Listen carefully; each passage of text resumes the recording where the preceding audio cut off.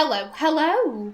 My name is Callista, and welcome back to Dragon Age Inquisition. In the last episode, Aenor made her way to Val Royeaux, and the talk with the clerics really didn't go according to plan. Aenor was trying to beseech them, let us sit down, let us talk peacefully, and then the Templars appeared and promptly battered an old woman. It was incredibly distressing to see. Madam, are you okay? This victory must please you greatly, Seeker Cassandra.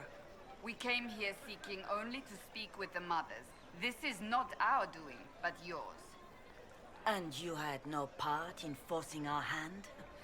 Do not delude yourself. Now we have been shown up by our own Templars, in front of everyone. And my fellow clerics have scattered to the wind along with their convictions.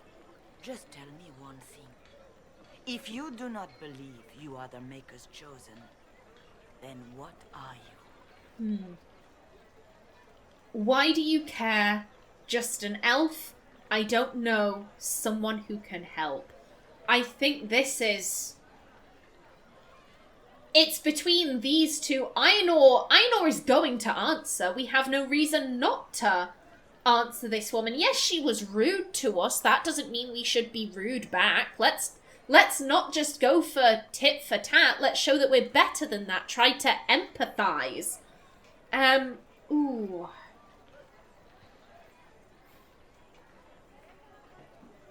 I could go for either here. Because this is, like, here's the thing, this pretty much does sum up what Aenor thinks of herself. She's just an elf. She's no one important, she's no one special, she is just a random elf, that's all she is. At the same time, she is someone who can help, however this, I don't know, I worry that this is, I'm someone who can fix this. And that's not Aenor's personality. She's not the Messiah. to quote, Life of Brian, I do think, he's not the Messiah. He's a very naughty boy. Aenor's not the Messiah. She's just an elf. She's trying to help, but this, like I said, someone who can help, it implies certainty, and Aenor isn't certain of herself. She really isn't. She's trying, she's doing the best she can. She will help until she can help no more. I'm inclined to go with this. She's just an elf, she's no one. She is no one special or important. She's a fluke. She is luck. That's the only reason she thinks she survived. It's not that she's some chosen one. It was pure luck. I'm an elf of the Dalish clans. Nothing more. That is more comforting than you might imagine. I suppose it is out of our hands now. We shall all see what the Maker plans in the days to come. Am I happy with that? I'm an elf of the Dalish clan. I mean, it's true. It's true. It would be a little bit... It would be a bit of a faff for Aenor to have to explain, okay, my dad was Dalish, my mother was from Wycombe, I'm kind of mixed race, but not, because they were both elves, but, some Dalish can be weird, I get. That's a bit of a mouthful. It's a bit of a mouthful to tell a random stranger, so I guess... Yeah, I'm just an elf of the Dalish clans. Nothing more. That's it. Yeah, I'm good with that. It wasn't like she was saying, I'm an elf of the Dalish clans and the Dalish are superior. Yeah, that's fine. Okay, how many Templars rebelled? How are people reacting? What do you believe about me? What will the Chantry do now? Where have the Templars gone? Let's just go through all of them. Aenor wants to understand this lady. Why did you feel the need to do this? We came in peace. We just wanted to sit down chat. There was no need for this display. How many Templars turned on the Chantry exactly? They rebelled across Thedas. Some remain loyal, but not enough to call them the Order. The White Spire here in the capital was the largest garrison, but now it stands empty. Perhaps more shall flock to the Lord Seeker's banner now. How far has faith waned, I wonder? And how are people reacting? This is the important question. How are the everyday people doing? How are people responding to all of this? Despair. Fear. We mourn Her Holiness. The people look to the sky and wonder how long before terror comes for us all. There must be a way through this. Is it you? The Templars? The Maker's Will? We abandoned our duties. We servants of the faith. Now we can only pray. Yeah, what does the Chantry intend to do now? So what happens now? Will the Chantry continue to denounce me? We have already done so. And what good has it done us? Now it falls on us to select a new divine, if we can, and leave the next step to her. Provided such a selection is even possible. I truly don't know. Any revered mother who could have followed Justinia died at the Conclave. What becomes of us, and your Inquisition, is in the Maker's hands now. And where do you think the Templars have gone? Where is the Lord Seeker taking the Templars? I can't begin to guess the Lord Seeker's mind. He could not have abandoned his intended role more completely. There must be sense to what we can't see. Must there? Rebellion seems popular in certain quarters, doesn't it, Seeker? Is crafting the Templars into a new power really any worse than declaring a rival to the Chantry itself? We're not claiming to be a rival to the Chantry. We just want to close the hole in the sky. Like, that's it. That is it. What did you expect him to do? What were you hoping the Lord Seeker would do exactly? Put aside his war against the mages and find common purpose against something much more dire. Obviously, he has other plans. With the knights vigilant slain at the Conclave, there is nothing more we can do. Perhaps there is something we can do. I'd like to believe that, Seeker. I truly would. I suppose we can expect renewed effort against the mages from him, and yet more chaos. Oh, that's fabulous. You're obviously skeptical. What do you believe I am? Our divine. Her Holiness is dead. I have seen evidence for everything, except what would comfort me. That doesn't answer my question.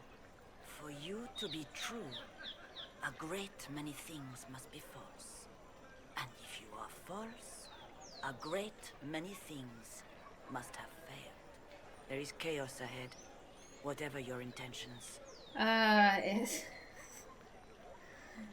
Aenor just by existing seems to challenge these people's faith, and that isn't anything Aenor has any interest in. She doesn't like the Chantry. You know, the Chantry has royally screwed up. The Chantry treats the elves so badly. It treats the dwarves badly, and the Kunari. The Chantry is a pretty hateful organization. At the same time, Aenor can also acknowledge the Chantry does good things for the people that do believe in it. You know, the orphans and the poor and the widows and all of that. The Chantry does have the Chantry has charities to help out, you know, the poor, unfortunate people that, you know, worship the Maker. The Chantry can do good things. Just because they fucked with her doesn't mean she believes, like, oh, let's destroy the Chantry. Let's tear this organization down, blah, blah, blah. She's like, no, because that's what they did to my people. And it, like, as I said before, Aenor does not go tit for tat. You destroyed my shit, that doesn't mean I'm gonna destroy your shit. She just doesn't really want anything to do with the Chantry. She is very much like I'm gonna take a step back, I'm not gonna do anything to you, and I'm just gonna leave you alone. Like, this is none of my business. She isn't trying to make them have any kind of crisis of faith or anything like that. I'll stop this somehow. You could still help us. The Chantry made a mistake. Let's not be a dick. Let's not. They could help us, but what's the likelihood of them doing anything? Again, Aenor, she's much more like, I'm gonna go do the thing. Like, y'all can argue and do whatever you want. I'm gonna go stop this. There's got to be a way to calm everything down and clean up this mess. I hope against hope that may be the case. Hope. What can hope achieve in this difficult time? Now then, I'm not intending on leaving Val Royeaux just yet. However, I feel like we should maybe, It seems strange. What's that? An arrow with a message? I knew that was coming, and it still scared the shit out of me, because I was turning to listen to this lady. Jesus. God damn it. Favors for friends. A message is attached, written in a large flowing hand and bordered with doodles. People say you're special. I want to help, and I can bring everyone. There's a baddie in Val Royeaux. I hear he wants to hurt you. Have a search for the red things in the market, the docks, and round the cafe, and maybe you'll meet him first. Bring swords. Friends of Red Jenny. Hey, if you don't remember, the Friends of Red Jenny have popped up in each game. In Origins, we had to deliver a puzzle box to a specific door in Denerim. That was for the Friends of Red Jenny. And in Dragon Age 2, once we cleared out all of the nighttime gangs, you know, we cleared them all out in Act 1, cleared them all out in Act 2, cleared them all out in Act 3, and at that point, the woman we had been going to tell revealed herself to be a friend of Red Jenny. And that was the organisation that was paying Hawke for keeping the streets clear. So yeah, Friends of Red Jenny, they've popped up in every game so far. A poor drawing of the locations in the market is attached. Thank you. That's very nice. Now then, are you? You doing okay? My maker, know my heart. Take from me a life of sorrow. Comfort is only yours to give. Oh, maker, where is the comfort? Look away. I have broken the chant because it comes from my heart. What have we when our divine is dead and the sky burns? Yeah, I don't think Aenor would know what he means by this. Aenor isn't Andrastian. I know what he means, but Aenor wouldn't. What do you mean you broke the chant? Are you also ignorant of the Maker's most basic rights? The chant of light is how we honor the Maker. They are the only words that the faithful should hear from my lips. But I can't. Our divine is dead. Our Templars gone. The Maker's silence is deafening. What hope have we? He's saying he's a chanter, which admittedly, considering we spoke to him before that cutscene, and he wasn't saying the chant of light, I'm like, you're a pretty bad chanter. You broke the chant of light before, but yeah, we should all be questioning. The Inquisition will bring order. Ask the Maker for strength. Ooh, this is a man going through a crisis of faith. Like try and ask your god for strength. You know, I imagine, you know, Aenor asks the elven gods for strength, even though they don't respond. But, like, it makes her feel better, so, like, why don't you do the same? Pray to the Maker for strength, not forgiveness. Have I not tried? Andraste, Maker, show me your light. Take me back in faith. I cannot find it on my own. Poor guy. The Templars didn't even touch you. No. No, they did not. Screw the lot of you. I believe that You are the Herald of Andraste, are you not? I have an invitation for you. Invitation. First Enchanter Vivienne, you are cordially invited to attend my salon held at the Chateau of Duc Bastien de Gislaine. Yours, Vivienne de Fer, First Enchanter of Monsima, Enchanter to the Imperial Court. Oh, Vivienne. I happily accept that invitation. Yes, madam.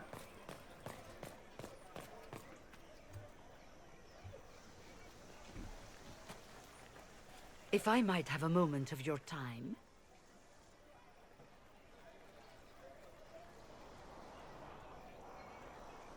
Grand Enchanter Fiona?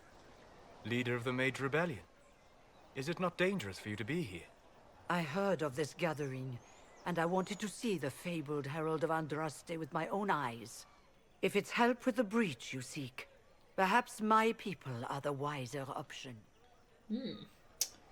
You weren't at the Conclave.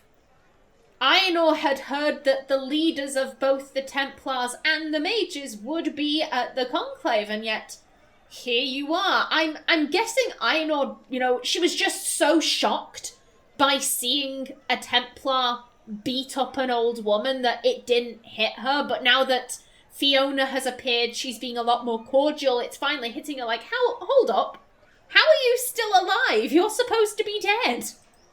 I'm surprised the leader of the mages wasn't at the Conclave. Yes. You were supposed to be, and yet somehow you avoided death.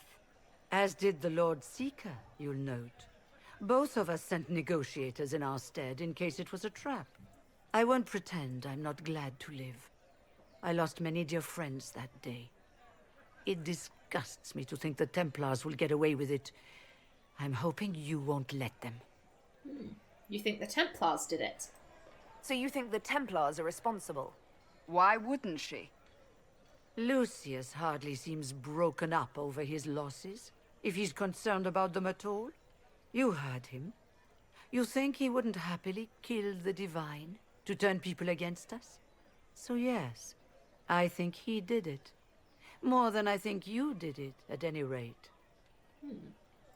Will you help us? Why speak to us now? What does your help cost? No, she's offering help. She actually said, I think my people would be the better option. So, Aenor's like, yes, please do. Does that mean the mages will help us? We are willing to discuss it with the Inquisition at least. Consider this an invitation to Redcliffe. Come, meet with the mages. An alliance could help us both, after all. I hope to see you there. Au revoir, my Lady Herald. Come, let us return to Haven.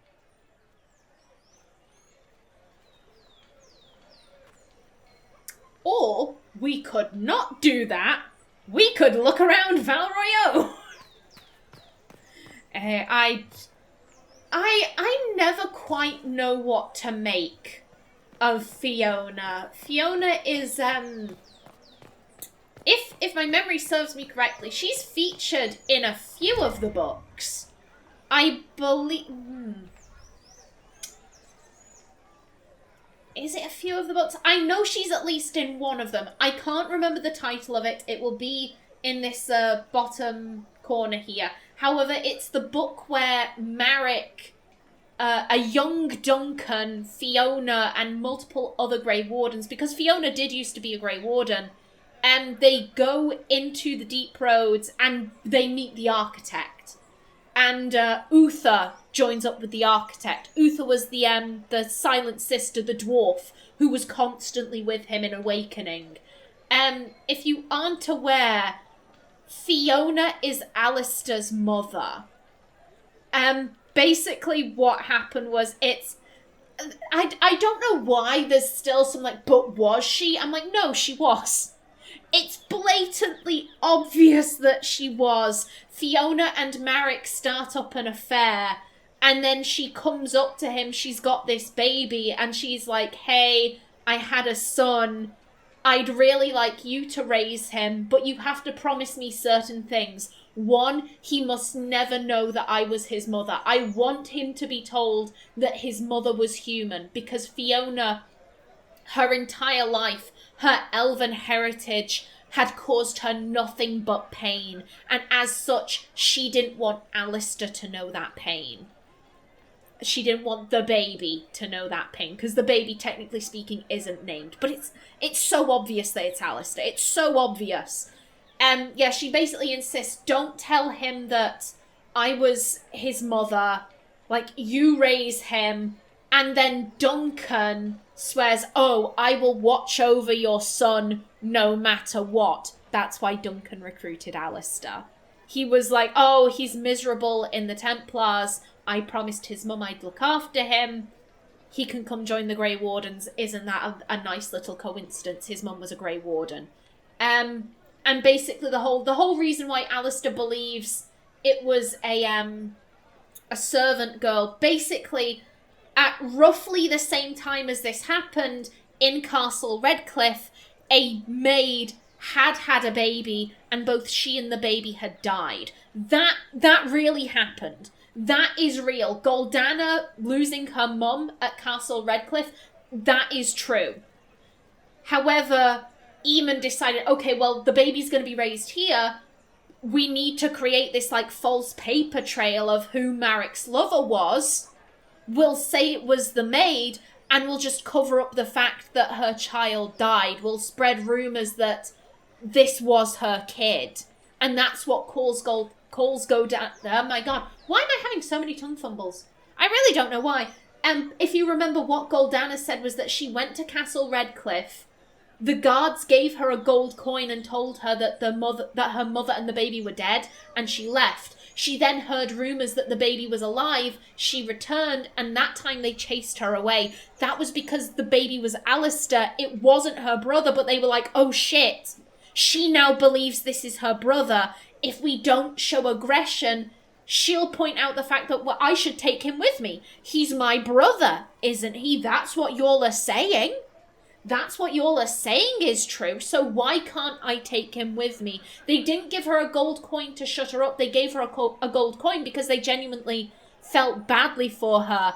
And then when she went back, they had to respond aggressively so that she wouldn't try and push her claim on this boy, thinking that he was her brother. That's what went down there, but I never quite know what to make of Fiona. I really don't think she organised the Mage Rebellion very well. I think Vivienne says it best, like, just how Fiona went about it, it really gave the impression of, like, the mages support acts of terrorism and murder. Thumbs up. Which is like, no, that...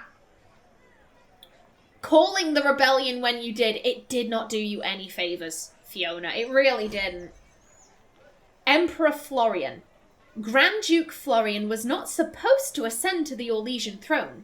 His elder brother, Emperor Judicael II, had 2 twin sons, and thus a very secure line. Florian was free to pursue other interests, none of which revolved around the game. Indeed, the imperial court largely ignored him, and that was how he liked it. All that is recorded of that era is that he married, produced a single daughter, and afterwards showed little interest in her. An outbreak of the 100 Days Cough in 877 Blessed changed his plans.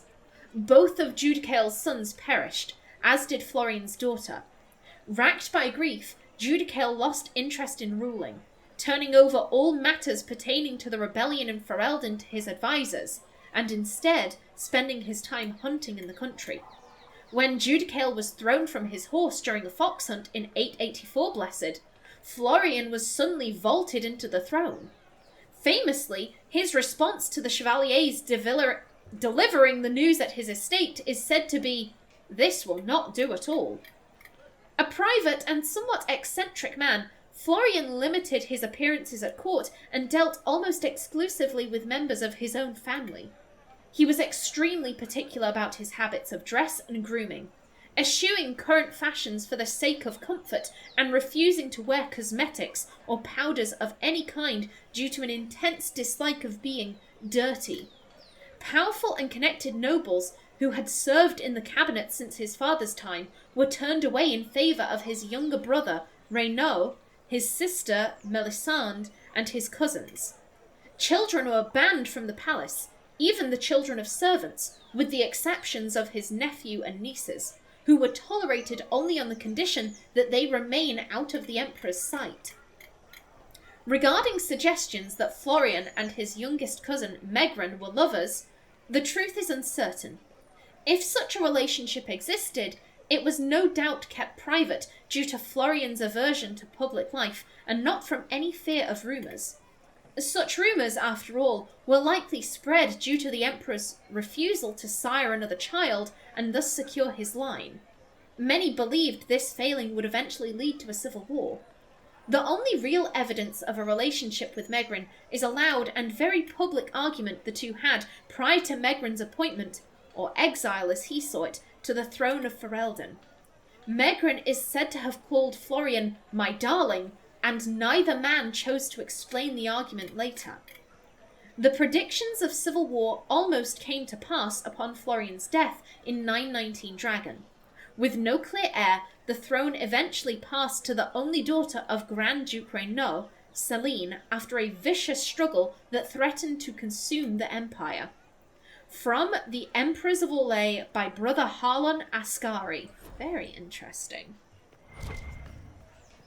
Was there something back there? No.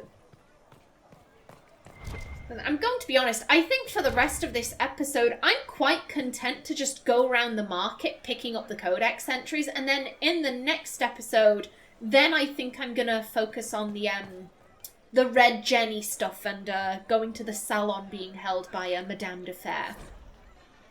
She of the highwayman repents.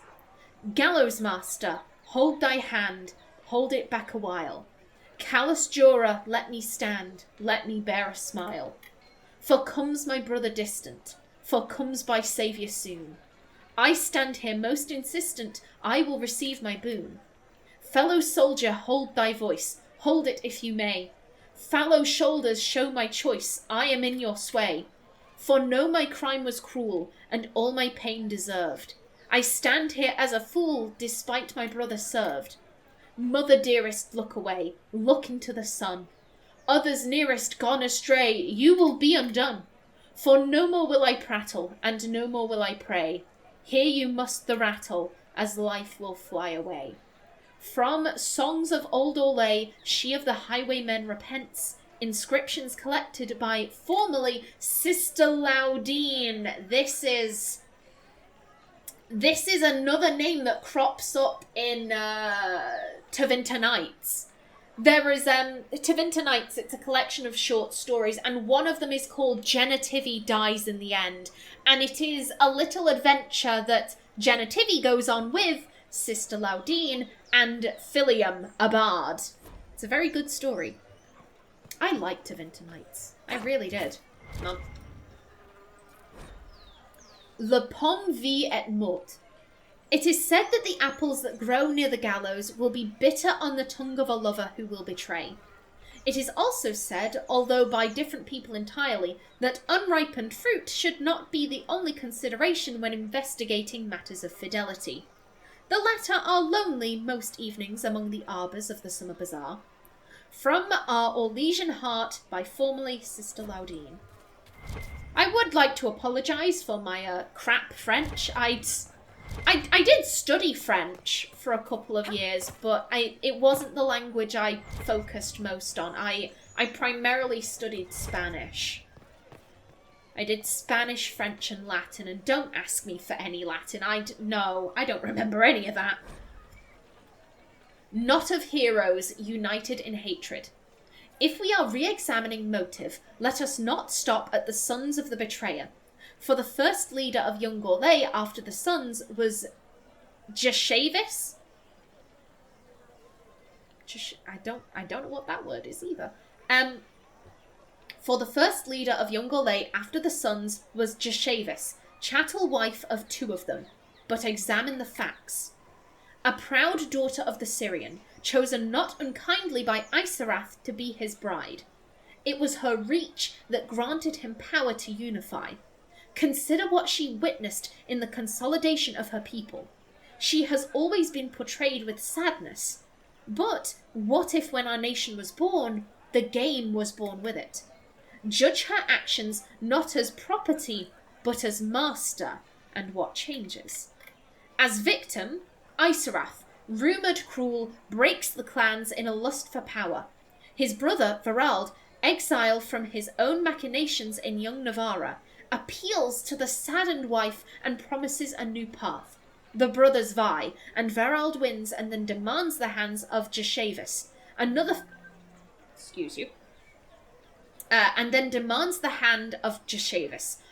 Ferelden greedy for power. In a decade, the shy victim Jashavis is the figurehead of the people's rebellion against the last son of the betrayer. As master, bound to the rivalries far older, she harbours a hatred beyond Tevinter. And while Isarath is distracted with personal concern or with building a nation to withstand his own people's enemy, she invites the broken brother and sets him against the driven. While accepting marriage to the victor, Jashavis seeds rebellion among those who remember how their lands were taken not a generation before. Both leave her as ruler, as Gyoja. But should not the rule of a victim be uncertain? Jashavis rules for 42 years. There were no great swings backwards, no people's retribution, for she had become accustomed. If the goals of Isarath were selfish, and the goals of Jashavis were to reverse them, then Orlais is born of the failure of both. But if Isarath built his father's wall, and Jashavis wanted revenge, then we are a nation of two successes, two parents in opposition but in partnership. Exerted from A History Not of Heroes, Readings in the Ugly Heart of Change, collected by Philium, a bard. Lovely. Okie doke, yes. I'm going to bring this episode to a close right here. In the next one, again, more exploring of Val Royeaux. But until then, please remember to like if you enjoyed, leave a comment below. And if you wanted to subscribe, it would be very much appreciated. I've been Callista. Thanks for watching and see you in the next episode.